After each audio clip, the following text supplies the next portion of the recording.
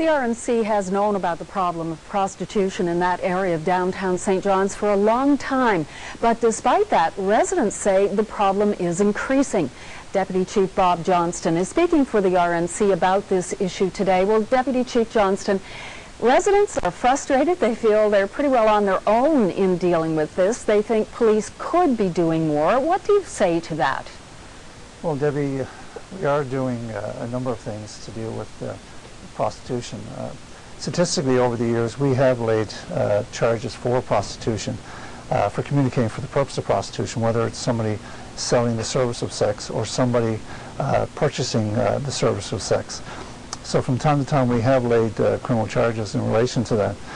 We also, our officers are talking to these individuals that are offering themselves for prostitution. And I think it's important for your viewers to understand that in a lot of cases, these individuals that are prostitutes are victims themselves.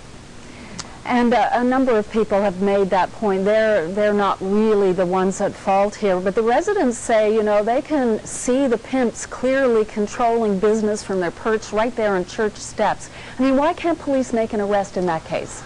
Well, Debbie, sometimes perception may not necessarily be reality, so I don't want to get into specifics of somebody watching an individual and thinking that they're orchestrating or running a prostitution ring. So I think we need to be very careful in making that assumptions.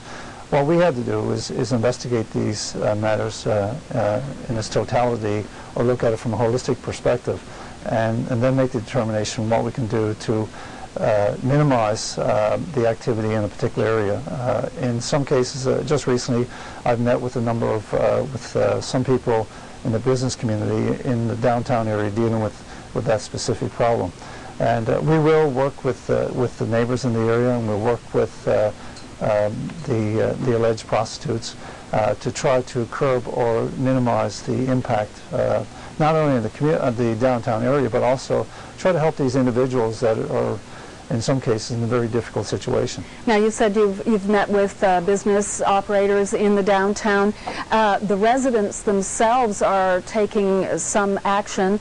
I mean, they're much more proactive. They're taking down license plate numbers and times of activities and sending this along to you.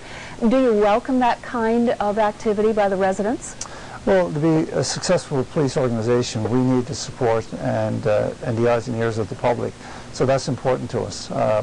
But what's important is that the public not take things into their own hands, but work with us as the professionals in the community to try to deal with those specific issues.